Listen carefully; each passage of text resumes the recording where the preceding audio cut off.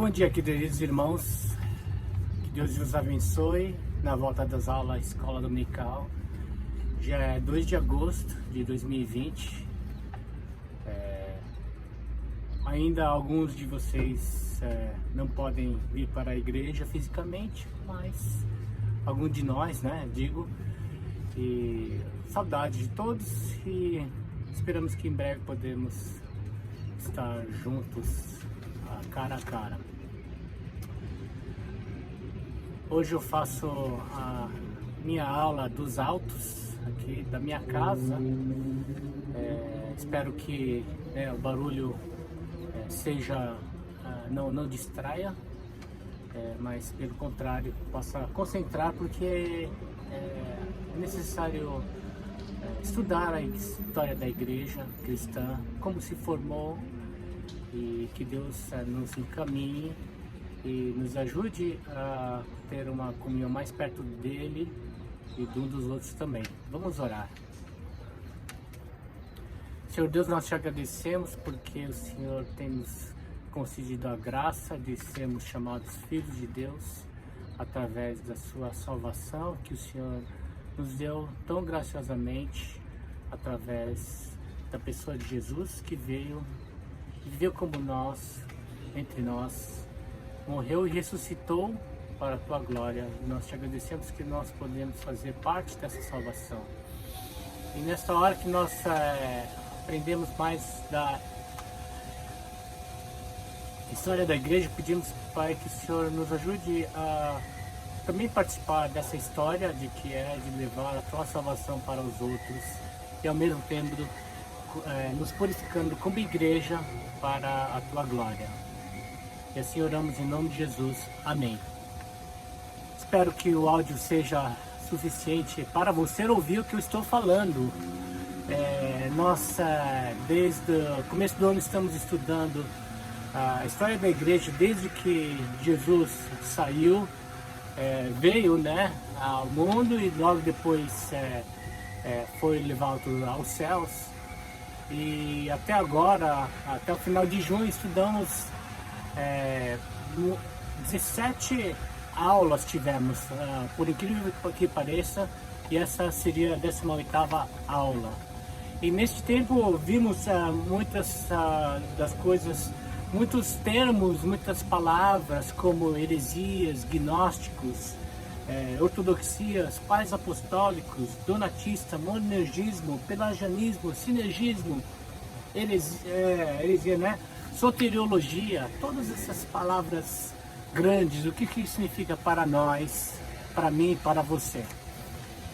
Se você estiver mais curioso, seria interessante você procurar saber que nós estamos baseando o nosso roteiro neste livro, História da Teologia Cristã, por Roger Olson, da InterVarsity Press.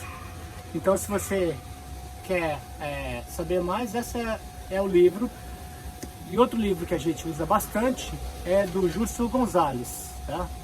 Uma história do pensamento cristão, tem 3 volumes, muito legal de se ler.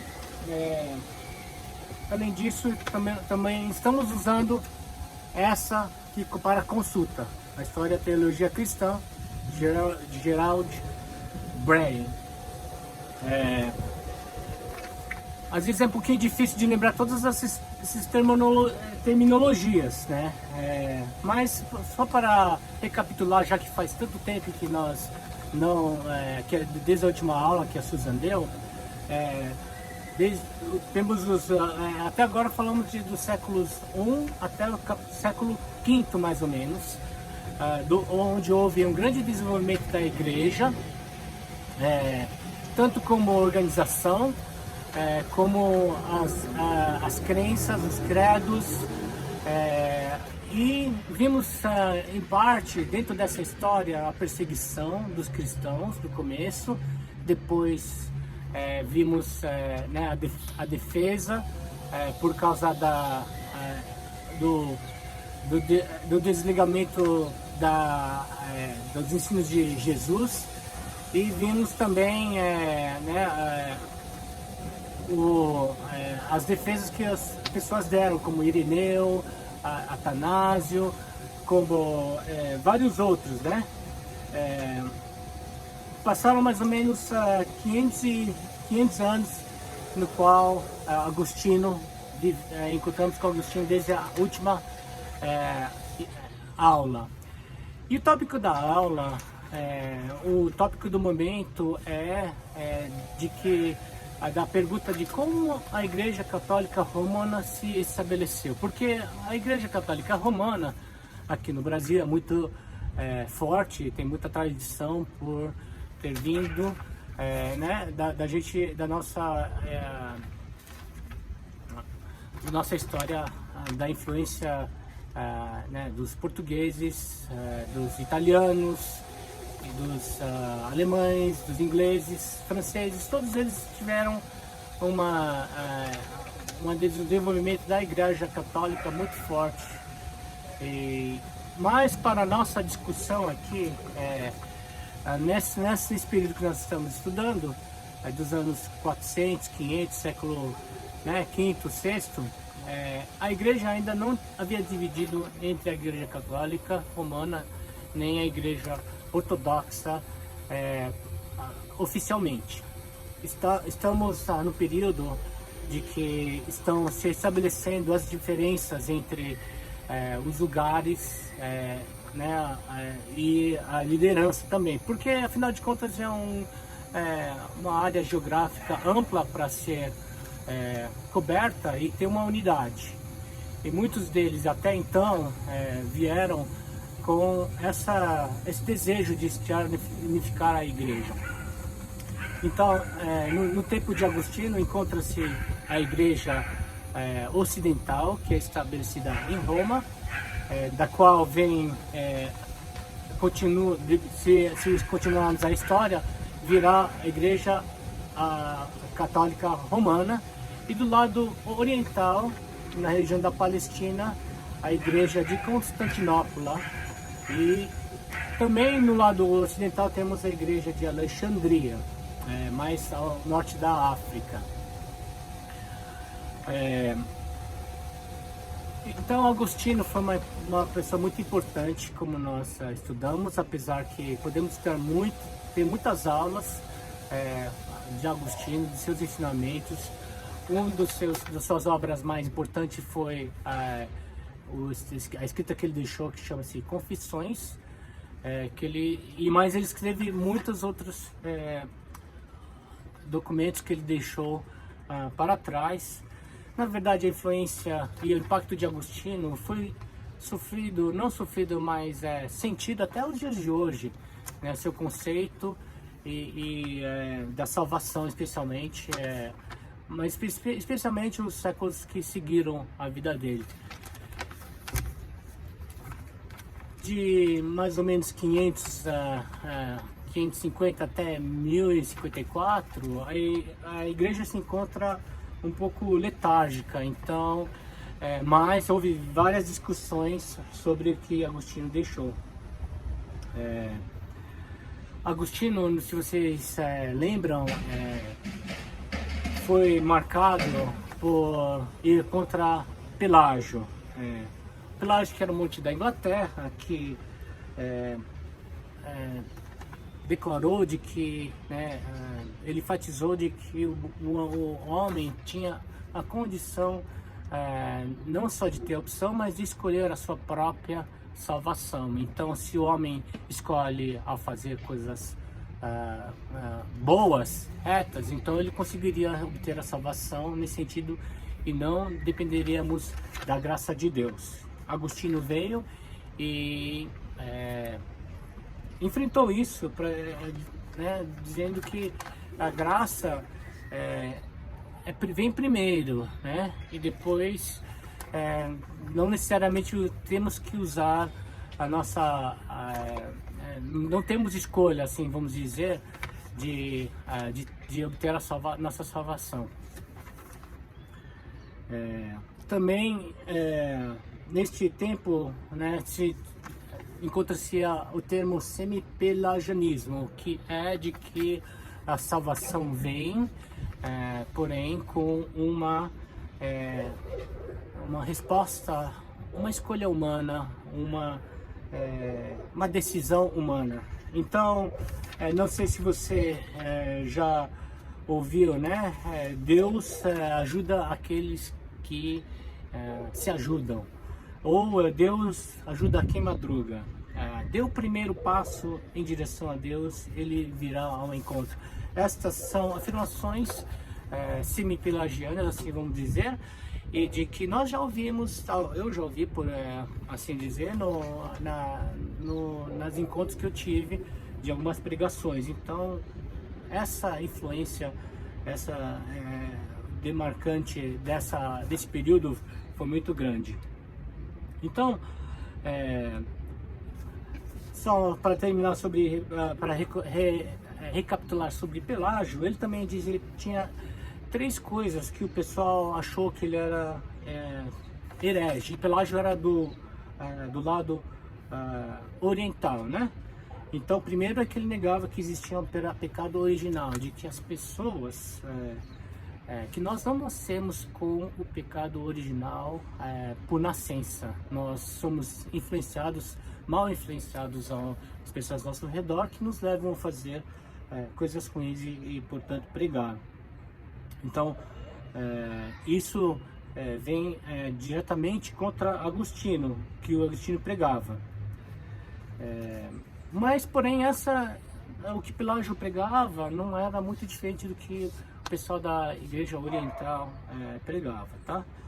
E a segunda coisa segundo a declaração de Pelágio, era de que a negação que a graça de Deus é essencial para a salvação. Então, não precisamos da graça de Deus para a salvação.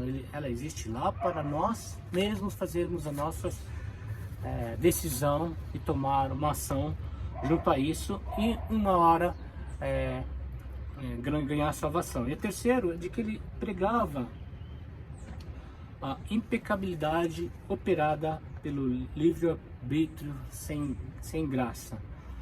Então, o livre-arbítrio nos dá o poder de tirarmos o nosso pecado pelas nossas ações, que se nós decidimos uma hora fazer o bem, nós faremos o bem até que alcancemos a salvação. Agostinho, no seu ponto de vista, ele dizia que temos a liberdade, mas não o poder nem a habilidade, por causa da nossa natureza,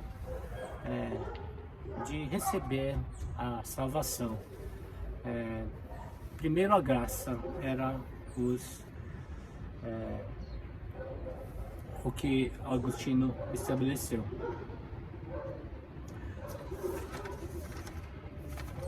As ideias, afirmações de Agostinho foram mais conhecidas ao decorrer do tempo, dos séculos que seguiram a ele, porque muitas pessoas estudaram o que ele escreveu, né?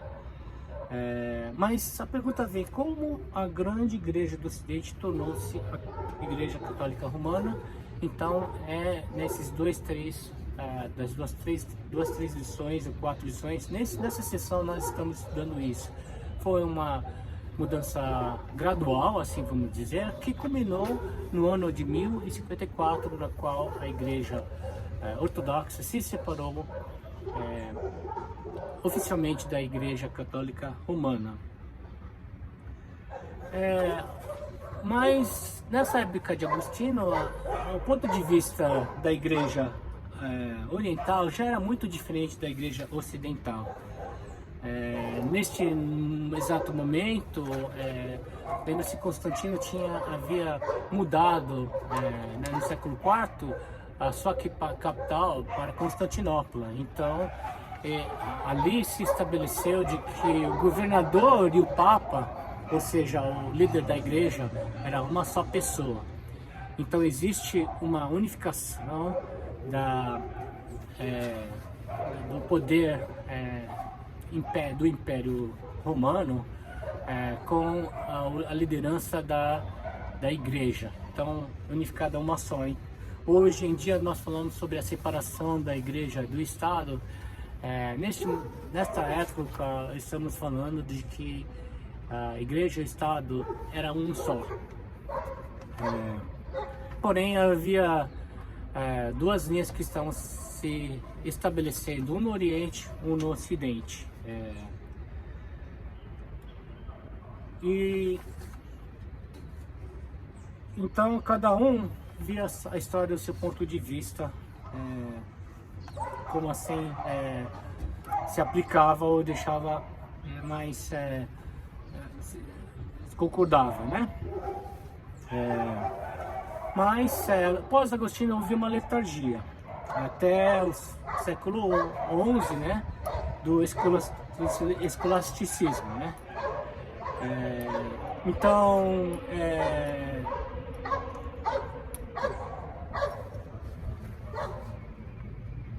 nessa época, seguindo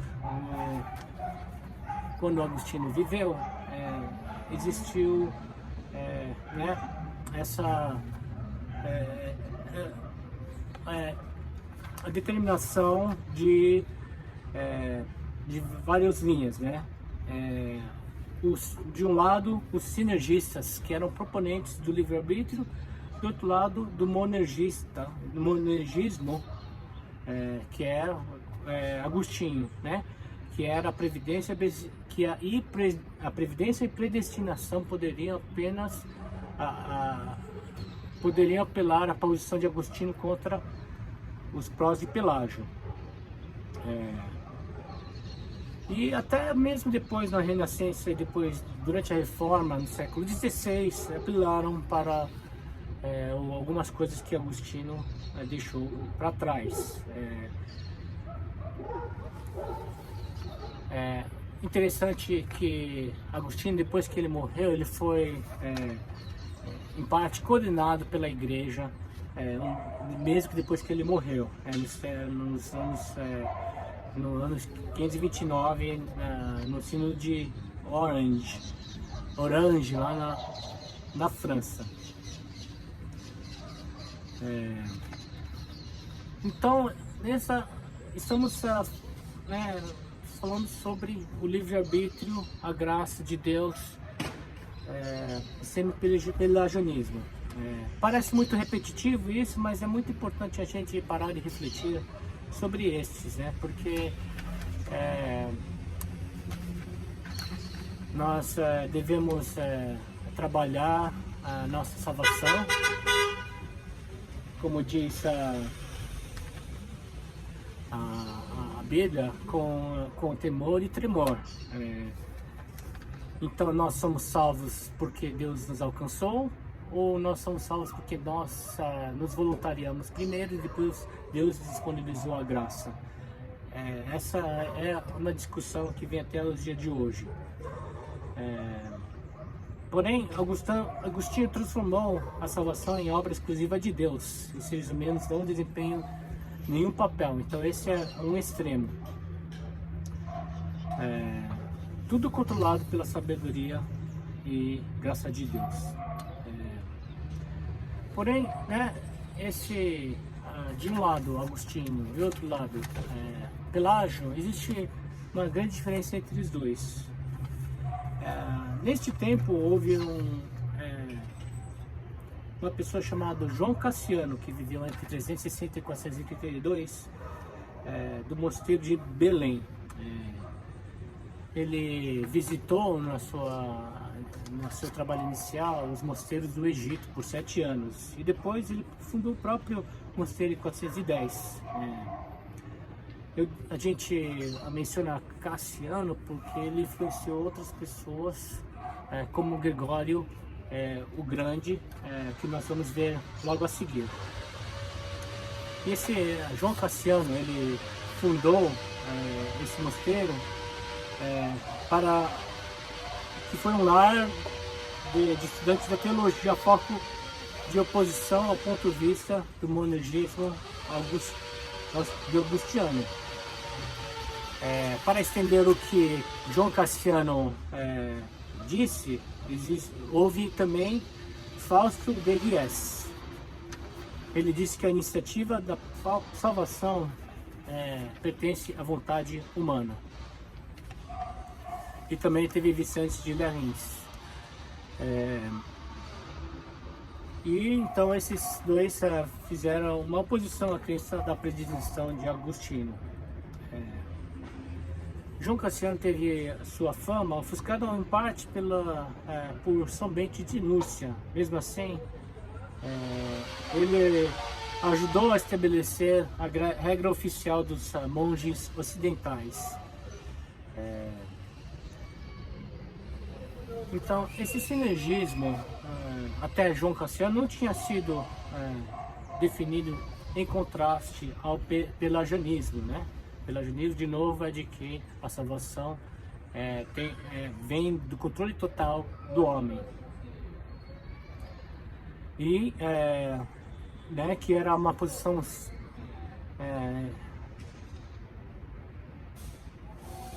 que estava no Oriente, né? Pelágio, por falar em Pelágio, ele foi condenado uma hora, mesmo que no concílio de Éfeso, mesmo que anteriormente ele havia sido aceito. Então existem épocas, existem discussões nesse tempo de que às vezes aceito um ponto de vista e depois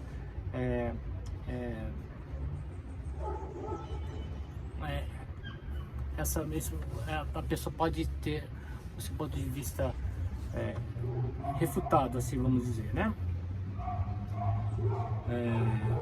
Então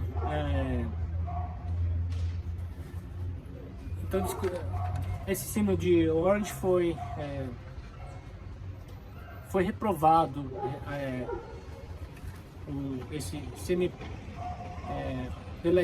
foi reprovado em sino de Orange, essa abordagem de Cassiano, né? Porque era muito próximo ao semi-pelagianismo puro. João Cassiano então influenciou com seu ponto de vista a Gregório o Gregório o Grande. Gregório o Grande é mencionado na história porque em apenas 14 anos ele conseguiu ser um grande influenciador tanto no governo romano como dentro da igreja. Gregório era uma pessoa que era muito ascética. Ele tinha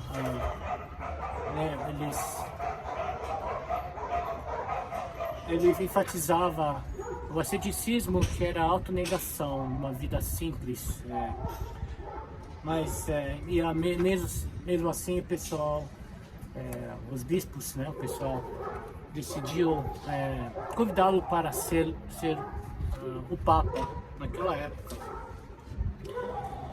Ele aceitou, mas mesmo assim preferia que o pessoal chamasse ele de servo dos servos. E ele então atuou como Papa e também governante. Ele organizou a Roma e ajudou a reerguer Roma, porque Roma estava em decadência, estava próximo a cair de vez. Então, Gregório pode ser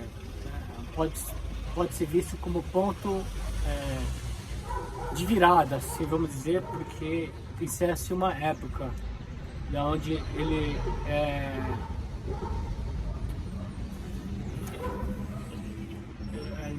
parte para uma época onde os vândalos começam a tomar conta e os bárbaros começam a conquistar o que era o Império Romano.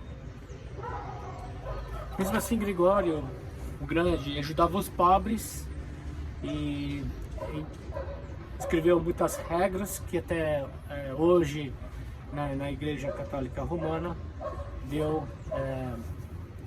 se usa para como regras dos é baseada no que Gregório deixou. Por isso né, nessa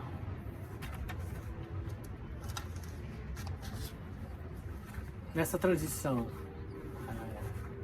desde Agostinho até a ruptura da igreja, Gregório teve uma grande influência não só na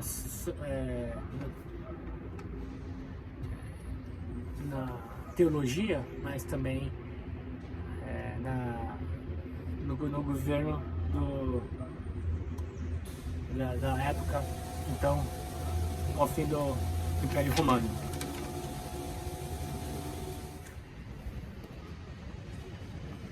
Então ele deixou essa chamada regra pastoral para os bispos, que tinha dois propósitos, né? E nessa regra pastoral ele diz que ele gostaria de, né, dependendo da situação, ele quer confortar os aflitos e, do outro lado, afligir os acomodados. O que quer dizer isso? De que quando Gregório queria enfatizar a soberania de Deus, ele falava, né, e ir contra o egoísmo do homem, ele falava como Agostinho. Quando ele queria advertir os cristãos para não se achar que a graça era tudo que precisava e não precisava fazer mais nada, assim vamos dizer, ele falava com Pelágio: vocês precisam se mexer para não perder sua salvação. Então, Gregório, ele tinha, né, ia e vinha nessa posição, não tinha uma posição somente coerente, dependia da situação, ele se adaptava, assim vamos dizer. E neste ponto, também ele tinha muito sincretismo nas crenças culturais, né, como na ênfase das orações, das penitências, intercessões de boas obras, como esforço para intermediar, né, o divino e o esforço humano, né? E por isso, por causa desse sincretismo, os protestantes depois não apreciavam o que Gregório falava, né? Então,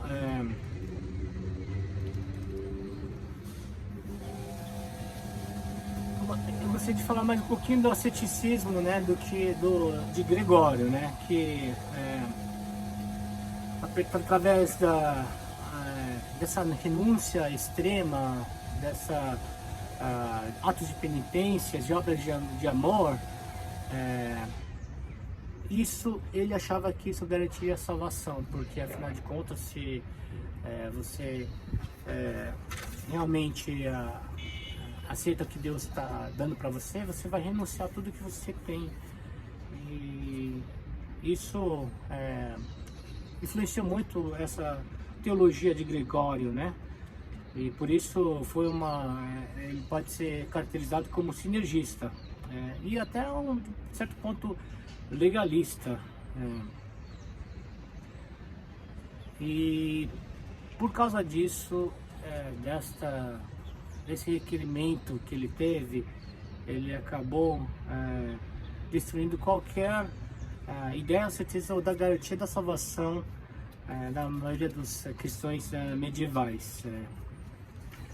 Uma das pessoas que nós temos influências da nossa herança da igreja protestante foi Martinho Lutero. E um dia Martinho Lutero ele foi ao mosteiro buscar a Deus, e ele estava indo no mosteiro numa versão do agostinismo, ensinada por Gregório. E aí ele experimentou a autoflagelação, né? E para castigar os próprios pecados e completar a obra de Cristo através do auto-sacrifício. Mas ele chegou ao tal ponto de que ele não sentia confortável nisso. E aí, assim, ele percebeu que, né, a graça era suficiente, porque não importava o que ele fizesse, ele conseguiria alcançar a salvação de Deus. Então, em grande parte, a doutrina que Lutero desenvolveu foi em reação contra a doutrina da salvação enfatizada e ensinada por Gregório.